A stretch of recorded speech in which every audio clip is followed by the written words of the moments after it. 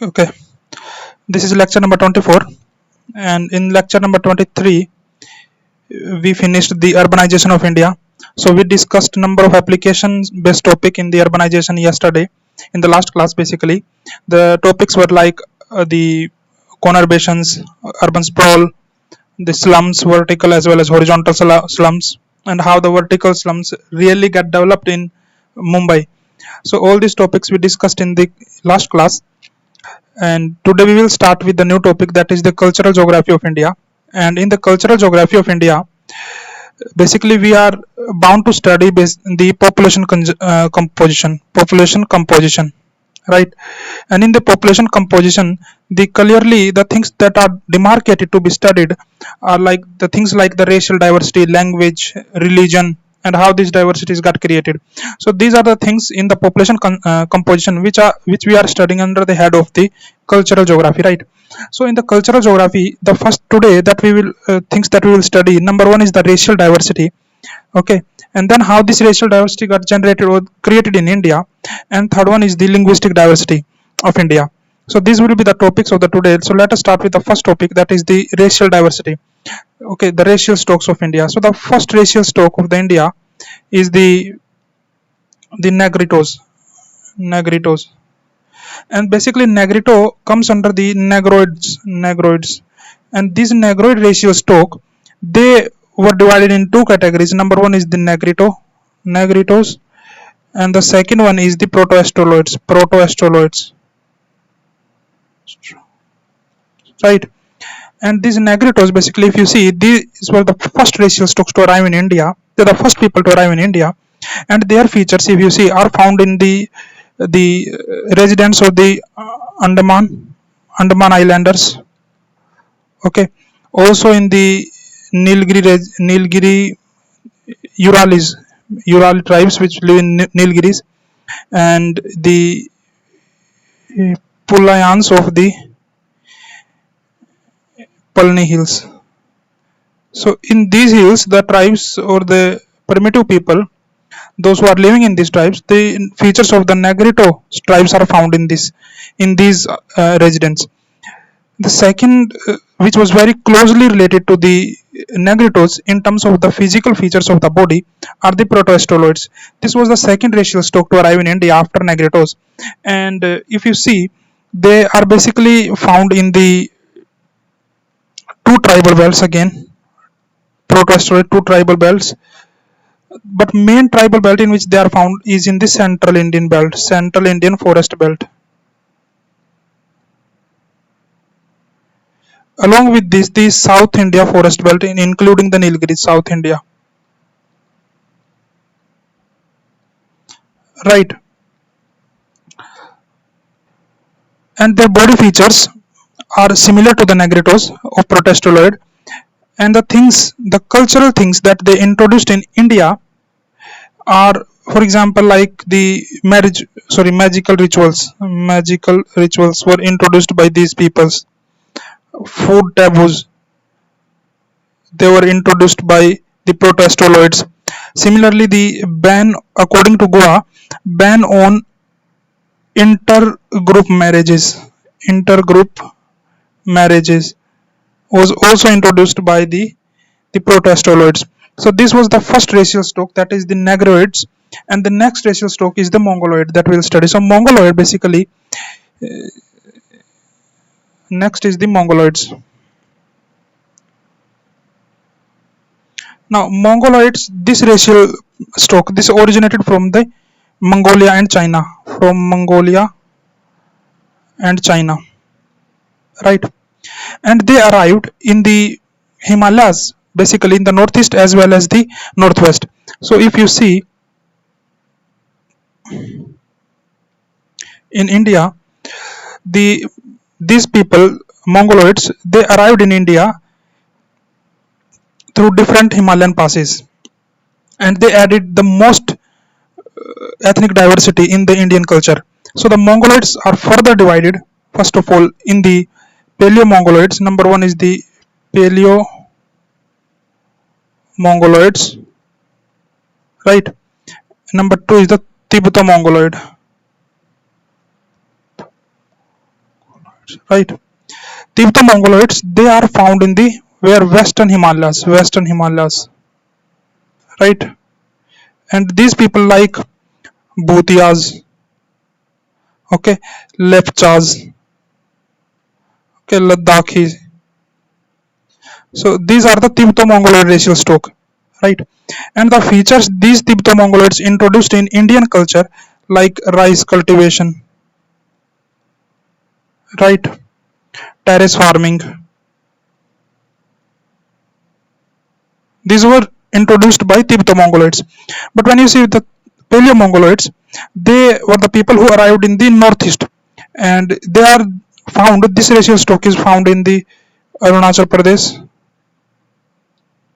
okay, Assam region. So in this region, the Paleo-Mongoloid is found, right? Then comes the next racial stock, that is the Mediterranean, which arrived after these Mongoloids, the Mediterraneans. Okay. These people arrived from the countries which are bordering the Mediterranean Sea, and they are further divided in the three branches. Number one is the Paleo-Mediterraneans. Number one is Paleo-Mediterraneans, right? Number two is the Mediterraneans, okay, and number three is the Oriental Mediterraneans, right? Now, if you see the Paleo-Mediterraneans, they were pushed when the next racial stock, for example, after Paleo, they were the first Mediterraneans to arrive, Paleo-Mediterraneans. They were pushed, they were pushed south of the Vindhyas. So they were pushed south of Vindhyas, so by the Mediterranean stock. Okay, and these Mediterraneans were basically the main builders of the Indus Valley civilization, right? And today these Mediterraneans, they are mostly like most dominant racial stock in the like Marathas. They are Mediterraneans, right? And in the North India. But in North India, these Mediterraneans are mostly the lower caste in present context, if you see. But when you see the Paleo-Mongoloids, they were pushed south by the Mediterraneans, and today they are the upper caste Telugu and Tamil Brahmins. Telugu and Tamil Brahmins. Tamil Brahmins. So, so this racial stock, this Paleo-Mediterranean, is found in these people. Okay. Now, when you see the culture that they introduced, okay, the culture that they introduced in the Paleo-Mediterraneans, they introduced the sacrificial system like sati. Okay, they introduced the first, pottery system in India. But as we know, these Mediterraneans were the main IVC, Indus Valley Civilization builders, and IVC has many features. Everyone knows that. For example, they introduced the concept of planned cities, okay, use of drains, okay, painted pottery. So these concepts were introduced by the Mediterranean racial stock, okay, and the Oriental Mediterraneans, they were mainly limited to the North Indian plains, and again not upper caste but the lower caste. Okay, so this was the Mediterranean, and the next stream of the migrants which arrived in India were the Barkhicephals. So next stream was the Barkhicephals.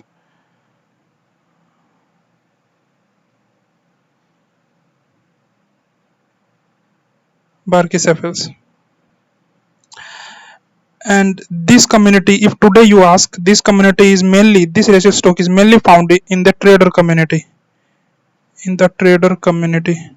and this racial stock is further divided in the three subtypes. Number one is the alphinoids.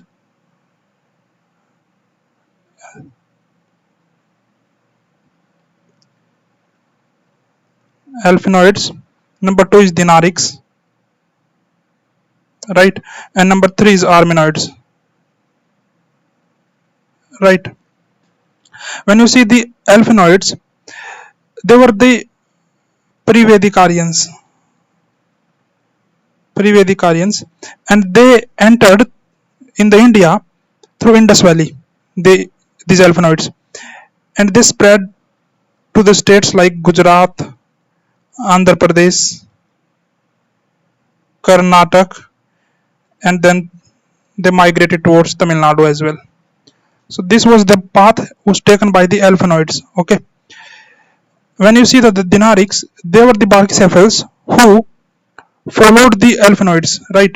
And they again took the same route. That is, they also, this Gujarat, Maharashtra, Andhra Pradesh, Karnataka. So these people are also found among many communities in these states, right? Similarly, the Armenoids, these people came from the Armenia, right? And Armenian, basically, this is the steppe region, and the many body features, like you can see the medium stature, right? Broader head, long nose. So number of physical features of body can be written of these people, basically. Okay, so these were the Barkcephal racial stock which arrived after the Mediterraneans, and the last one to arrive were the Aryans, which are also called as the Nordic racial stock. So the last racial stock is the Nordic racial stock, Nordic or Aryans, right? They are Vedic Aryans, basically. So the earlier ones, that is Dinarics and Alphinoids, they were the pre-Vedic Aryans, but they are Vedic Aryans, that is upper class people who settled in the North India, and they today are like Rajputs and Brahmins of North India, this community. And they added in the Indian culture the concept like use of iron tools, right? Cultivation of wheat, okay, use of alcohol, okay, and the garments, tailored garments. So these were added to the Indian culture by these Nordic people, or the Aryans as they are called. See, we looked at the different racial stocks which arrived in India after different times, right? And what are the features that they added to the Indian culture. But the now question is that how such a racial, now this mixture of the different races which arrived in India, this created the huge ethnic diversity in India, okay, and a completely different way of life this created. Now this, let us basically divide this in a three broader head. This ethnic diversity which got created in India because of these subsequent migrations of the different races, this ethnic diversity we will divide on the timeline, basically on the temporal scale. That is, first happened the Aryanization in India, Aryanization, okay. After Aryanization happened the Persianization, and lastly the Westernization.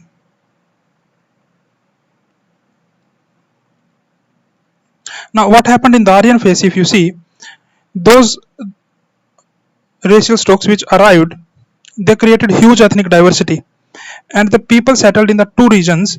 Few people settled in the fertile plains, okay, they become the agriculturist, right? And few people settled in the deep forest regions which were completely inaccessible, okay, and they became primitive tribes, which are today primitive tribes. And these regions of the primitive tribes are also called as the cul-de-sacs, cul-de-sacs, right? And because of these agriculturist and primitive tribes, the different nuclei got created in India. What I'm saying is different nuclei got created in India. For example, when you see in the fertile plains, the new cultural nuclei were formed. For example, Rohilkhand culture was separate from the Braj culture. Braj culture was separate from the Kosala culture. Similarly, Magad culture was formed. So these all cultures, okay, these Mahajanpadas, basically you can call them as Mahajanpadas, as you have read in the ancient history, Mahajanpadas.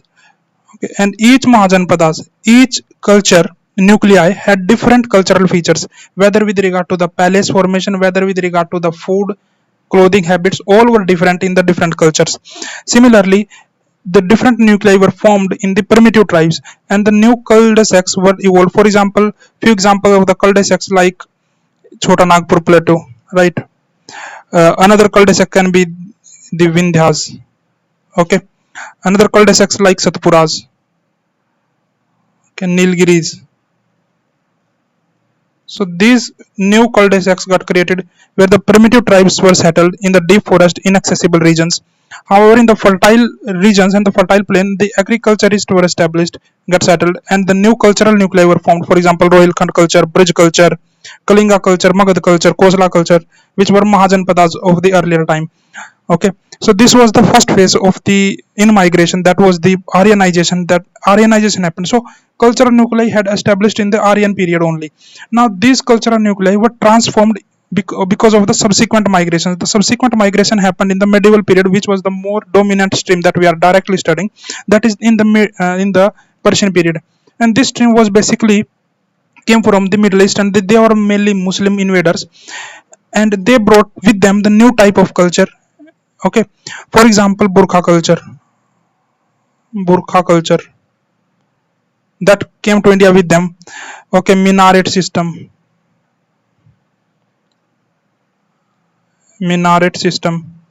again with them. Okay, new type of administrative system like subas. Okay, walled towns. Okay, use of fountains in the palaces, char bhag architecture.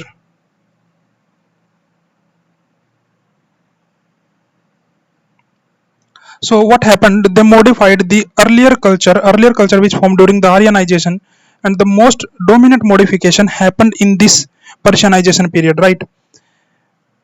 And the last phase was the Westernization, right?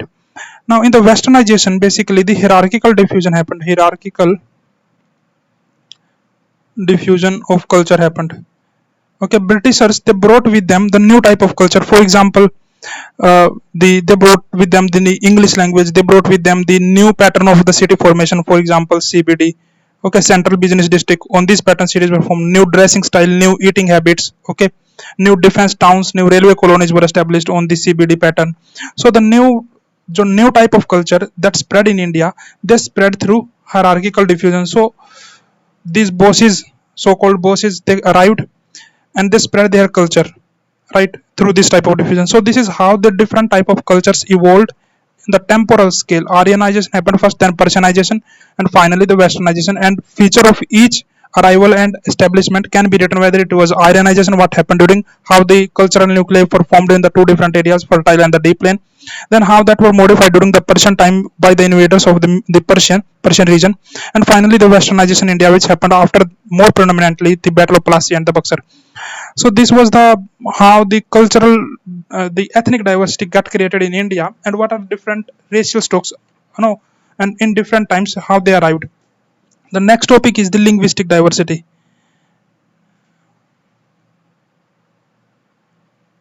So the next topic is the linguistic diversity. Sorry.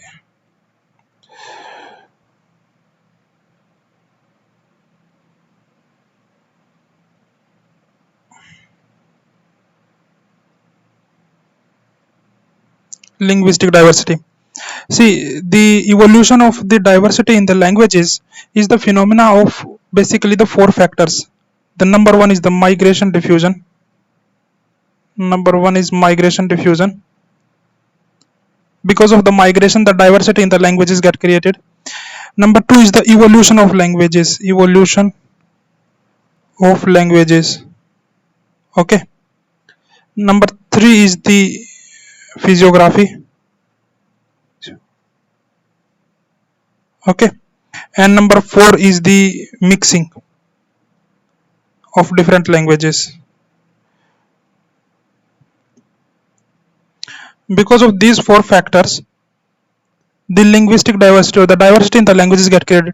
The evolution of languages, for example, Hindi, this is the Hindi region, okay, Hindi speaking region. Now, as the distance increases, the evolution in the language that changes. For example, as we move further away from the Hindi belt, then there is a slight difference in the dialect and how the language is spoken. As we move further eastwards, then further change in the dialects happen, in that is the Bhojpuri language. Okay, as we move further, then there is almost entire change in the language happen. For example, the Bengali is spoken. So as we move away from the core region of the Brij Bhasha or the Hindi, the diffusion patterns of the language changes. So this is the evolution of languages. Again, as I said, the physiography also adds the diversity in the language. For example, this is the Himalayan belt, and let us say one language or the one linguistic stock of the migrants that is arriving here. Now some people went on the north side of the Himalayas and some people went on the south side of Himalayas, and because of the barrier created by the Himalayas, the different languages will be created in both the regions over the time. So the people who live in the Tibet, they speak different languages, and those who live in the Arunachal Pradesh and the Himachal Pradesh, Uttarakhand region, they speak the different language, but they almost belong to the same racial stock. So this is how the physiography add to the diversity of the language. Similarly, the mixing of the different languages also add to the diversity of the language. So this is how the language diversity is created. Okay, and on this basis, because of the physiography, because of the different type of migrations which happened in India, a huge linguistic diversity has been created in India. And now our task is to study that linguistic diversity. So the first type of the language that we study is the Austric family. The first is the Austric family.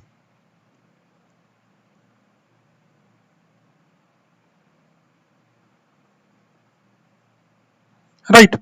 Now, the Austric family is subdivided in the two subtypes. One is the Austronesian. This subgroup is not spoken in India. The second subgroup is the Austroasiatic.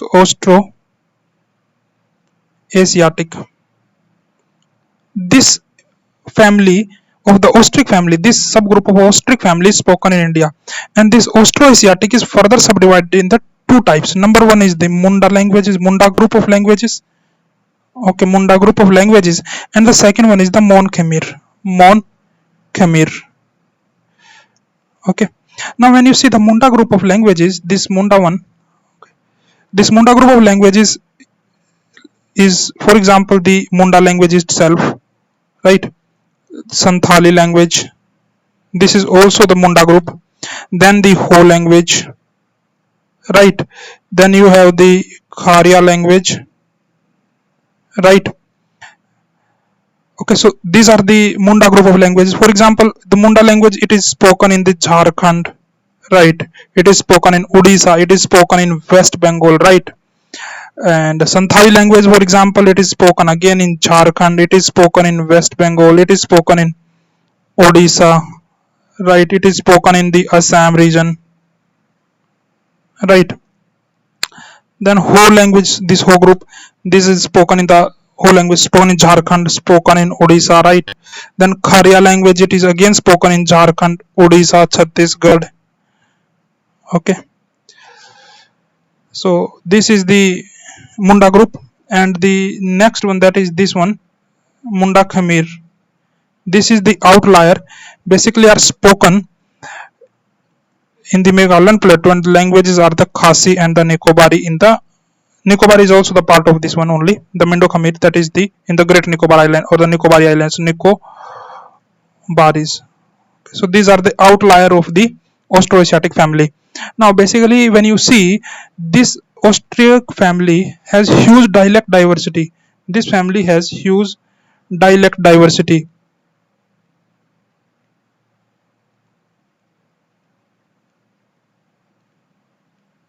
Now see these languages, Munda language, Santhali, Ho, Kharia, these are the almost same language, but dialect diversity is high. And the reason for dialect diversity is, in this region, the region is the number one is the physiography.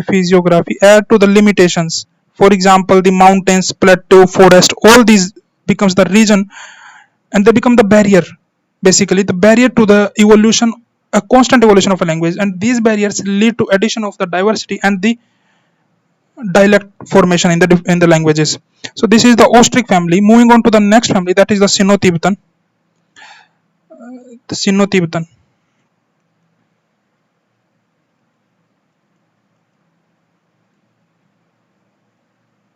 Now Sino-Tibetan, they are further divided in the two subgroups. One is the Siamese Chinese,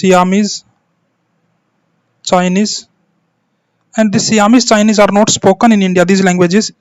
And the second group is the Tibeto-Myanmari.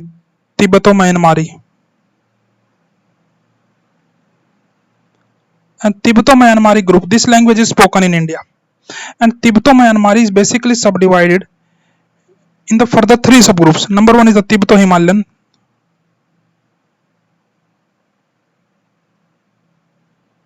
Right. The second one is the North Assam. And the third one is the Assam Myanmaris.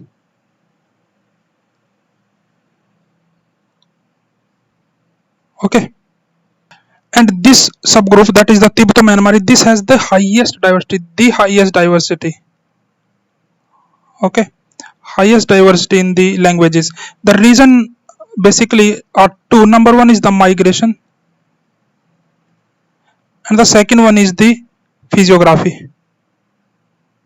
All type of the landscapes are found in this region, whether they are plateau, forest, hills, okay, river valleys, and similarly the migration which happened in the different time periods. So this adds to the diversity of the Tibeto-Myanmari language, which are further divided in the Tibeto-Himalayan, North Assam, and the Assam Myanmari. Now let us separately study the each of these three subgroups. Basically, first is the Tibeto-Himalayan group. Okay.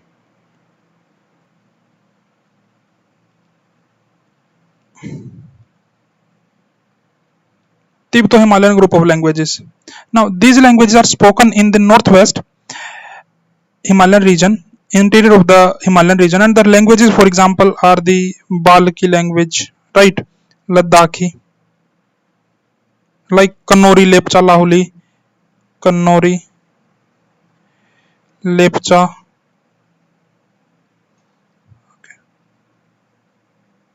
Lahuli. So these are this group.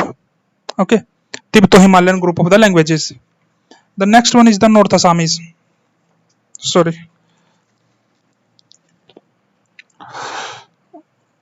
North Assamese.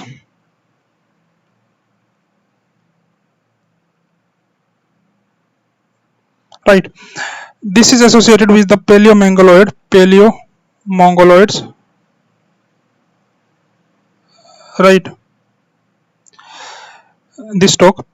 And the language is basically, they are Adi, Miri, Mismi, Abhor. Okay, these languages basically are spoken in the Arunachal Pradesh and North Assam. Okay, so these are the languages, these are the region, and this is the racial stock which spoke the North Assami languages, and these are the languages. Moving on to the next group, that is the Assam Myanmari.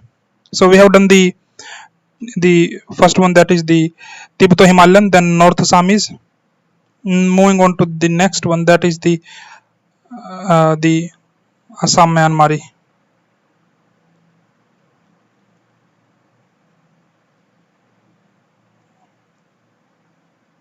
Okay, among the three languages in this family, okay, This is the one that has highest diversity, which is further subdivided. And the reason for highest diversity, as I said, the physiography is the main reason. Himalayas, plains, fertile valleys, plateaus, all are found here. And this is basically further subdivided in the three subgroups. The first subgroup, that is the Bodo subgroup. Bodo subgroup. And in the Bodo subgroup, the languages which are spoken are Karbi, okay, Garo, Tripuri, Koch, Dimsa. These are the languages. For example, Koch. Koch is spoken in the Meghalaya, in Assam. For example, Dimsa. Dimsa is spoken in Nagaland and neighboring areas of Assam. Okay. So these are the languages which are spoken in the Bodo subgroup: Karbi, Garo, Tripuri, Koch, Dimsa. The next subgroup is the Naga subgroup. Naga subgroup. And when you see the Naga subgroup, the language which are spoken in this subgroup are, first of all, Agamis, okay, Fom. These are the languages which are spoken in Nagaland, right? Then Kabui, Thangkul.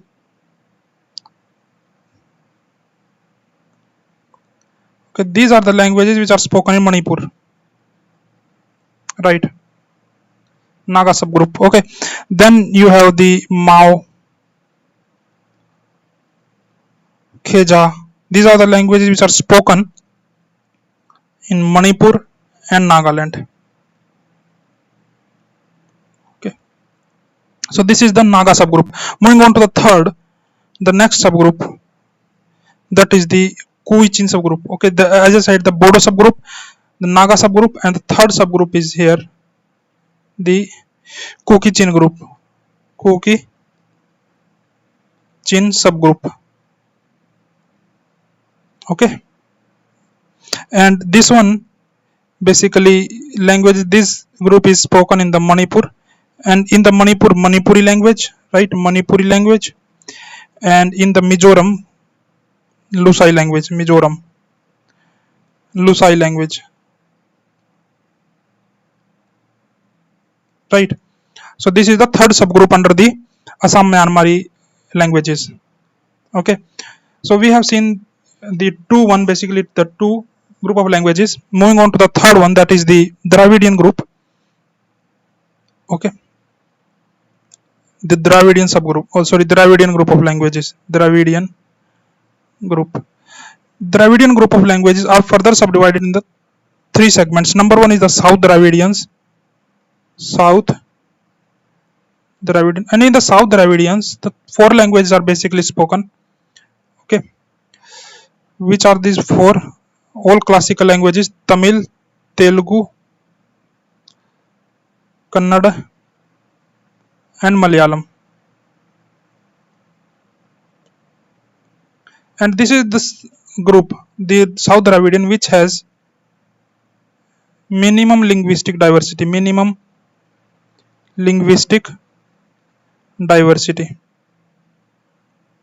Right. The third one is the Central Dravidians. They are mostly Paleo-Mediterraneans, which spoke this language, Central Dravidian. Okay, and the third one is the North Dravidian.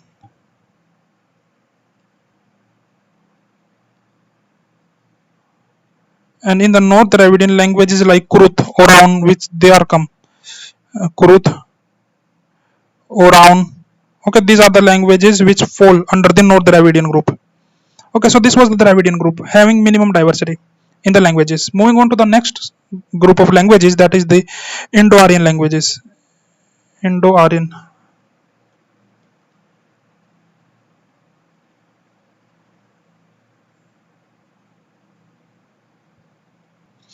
Now this is associated with the Nordic people, and they were the main Aryan racial stock, Nordic people, and they established the main linguistic hearth in the Doab region, and the Haryana region plus Haryana region. So this became the main linguistic hearth of the Indo-Aryan languages, and the main language that evolved out of the Sanskrit here was the Brij Bhasha. Okay, so the Khariboli, as we generally call it, the Khariboli, that evolved here in this main linguistic hearth.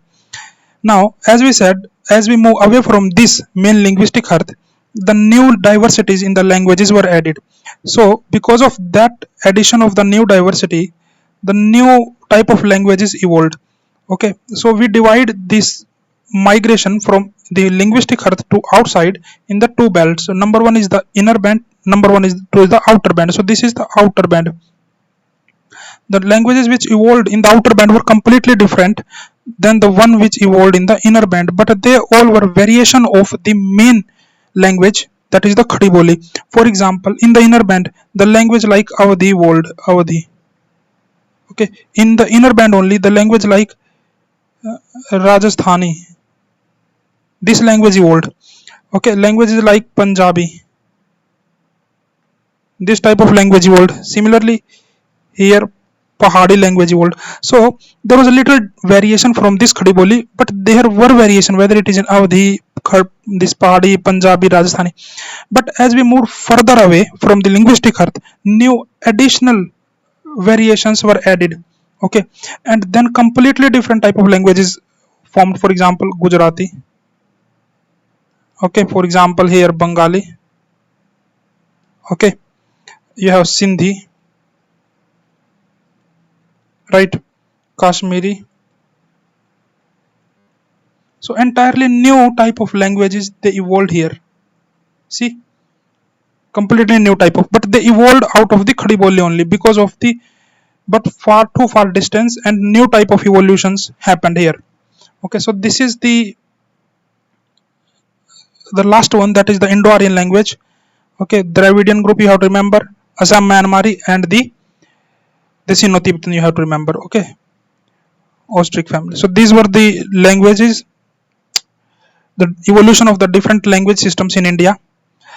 Okay, and when you see the general trend in India, for example, in the central Indian belt, the huge linguistic diversity of Austric languages, and when you see in the northeast India, the huge linguistic diversity, whether it is the Assam Myanmari language or the new subgroups like Bodo subgroups, okay, Kuki-Chin subgroup, all these, the regions where high linguistic diversity was there, the push factors are more strong and the less development is there. For example, in the central Indian belt, central Indian forest belt, which include the Madhya Pradesh, Chhattisgarh, Odisha region, in this region, the huge linguistic diversity is present. But when you see the developmental parameters of this region, they are very poor. So a general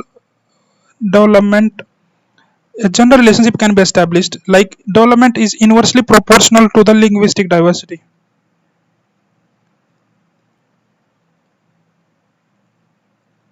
But we cannot be rigid about this definition, because linguistic diversity, although is adding some semantic barriers, okay, for example, people in this, for example, let us say these two regions and these two regions, they spoke different language, so people in these regions are unable to interact, so a close knit group is not being formed, so that may act for some time a reason for lack of development, but that alone cannot be said to be a reason for development, because the linguistic diversity is not the reason for less development. It is the government policies and the historical neglect and the prejudice that is imposed on these regions that may become the main reason for the less development. And on the basis of the imposed parameters of the mainstream society, we cannot say that the people who live in the forest, they are less developed. They have their own conception, but yes, the few parameters, for example, whether it is maternal mortality, the child mortality, they must be defined as if that we have to increase we have to reduce the child mortality, maternal mortality. But if you say the making of a big dam is the development for mainstream community, for the larger community, but that is a disaster for the community which is living in the forest, so the developmental parameters cannot be imposed on these communities. So on this basis, it is clearly a contradiction that we cannot say that the linguistic diversity is the reason for the less development. Okay, so this was just an opinion, but the main concepts that we discussed, one was the language evolution in India, the ethnicity evolution in India, and how different type of ethnicities got evolved in India. So basically we finished all three topics that we started. Number one is the racial diversity, how the racial diversity evolved in the temporal scale, and the linguistic diversity. So this was the last of this class, and we will start with the other diversities, that is the religion diversity and the tribals in India, in the next class. So this is the last of this class. So please subscribe the channel before closing the videos. Thank you.